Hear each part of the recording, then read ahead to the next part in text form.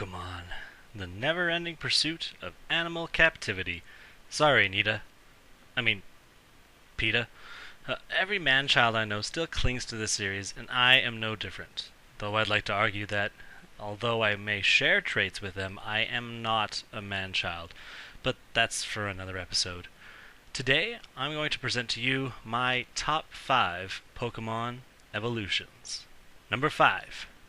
Caterpie to Butterfree, or Weedle to Beedrill. Though there are more strategically beneficial Pokemon evolutions out there, I reserve my 5th place spot for what is most everyone's first evolution, the random bug caught at the beginning of the game. Whether you're just starting with X and Y and are turning your Scatterbug into a Vivillon, or you're a seasoned vet like me, the first evolution is the most important. For me, that evolution was my first Caterpie. When I got that little bugger to level 7, and suddenly a new screen popped up, I was shocked. You have to understand, I was in junior high at the time, and this was far before the internet had as big an influence in our gaming lives. So discovering that these little creatures I was catching transformed into bigger, stronger versions was revolutionary. It also gave me hope for an entry further down the list. Number 4. Evolutions. The definition of evolution, Eevee deserves a spot on this list. There are now a total of 8 different evolutions this little guy can turn into, the most recent of which being one of the most powerful of the new Fairy-type Pokemon you can get. Why they bypassed Steel is beyond me. Wouldn't Steelion be so cool? Anyway, you can literally fill your party, and then some, with the different types of evolutions you can acquire. And although they're not the most badass Pokemon around, there's a type for everyone. Number 3. Mewtwo X and Y. The introduction of Mega Evolutions in Pokemon X and Y breathed new life into the combat system of the main games. Not that it was getting old.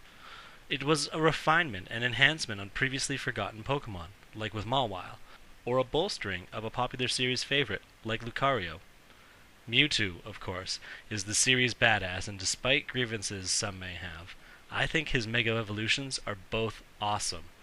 Though I definitely prefer Y. It's like having my own mini Frieza. Number 2. Magikarp to Gyarados. Magikarp uses Splash, but nothing happened. How many other people were frustrated by having this little waste of space in their party?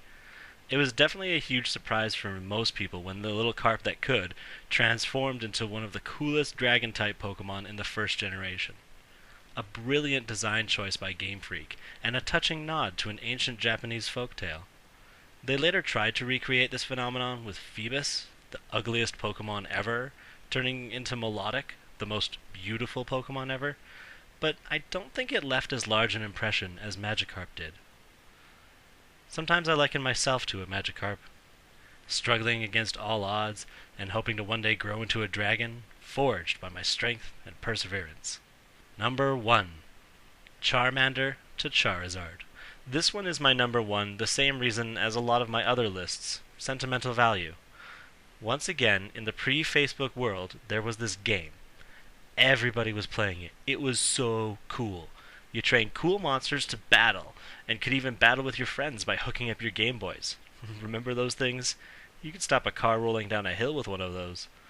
Plus, this awesome new game came with an awesome new TV show. I think they were calling it Japanime, like that cool Dragon Ball show, or that girly Sailor Moon show. This was my mentality when I was looking at Pokemon for the first time. I was left with a choice. I didn't understand how there could be 2 games that were one game, but there it was. Pokemon Red and Pokemon Blue. The cover of one depicted this giant turtle with cannons on its back, but having discovered Final Fantasy and reading all the Dragonlance books I could get my hands on, the obvious choice for me was the game with the badass dragon on the front of it.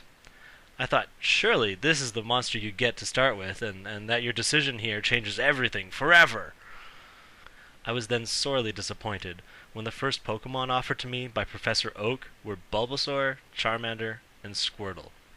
I was like, what is this crap? Where's my dragon? Ah. I decided to choose my first Pokemon ever, Charmander, based solely on the fact that it kind of looked like the dragon on the cover. You have to remember, this was when Pokemon was new. Nobody knew what these creatures were or what they would turn into. There was a remarkable mystery to it all. I sorely miss this in my gaming life as an adult. So I trained the little fire lizard, and it was tough. The first two gyms were made to kick my ass with Brock and Misty respectively, but my effort paid off. My Charmander evolved into a Charmeleon. I knew he had to evolve because my Caterpie evolved, so surely this thing had to as well. I was one step closer to the ultimate dragon badassery.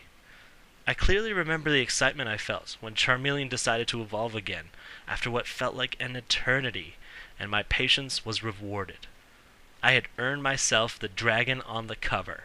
That was my dragon, and I earned it through hard work and perseverance. You just don't see moments like that in gaming today.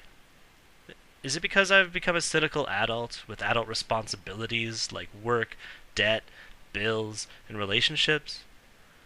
Or is it because games no longer have that same mystery due to online walkthroughs, social media, and the general lack of secrecy in our society? Maybe it's both. Or many more reasons that I haven't even considered. Still, it gives me reason to pause and think about where this industry is going, and if I can ever grasp that same magical feeling.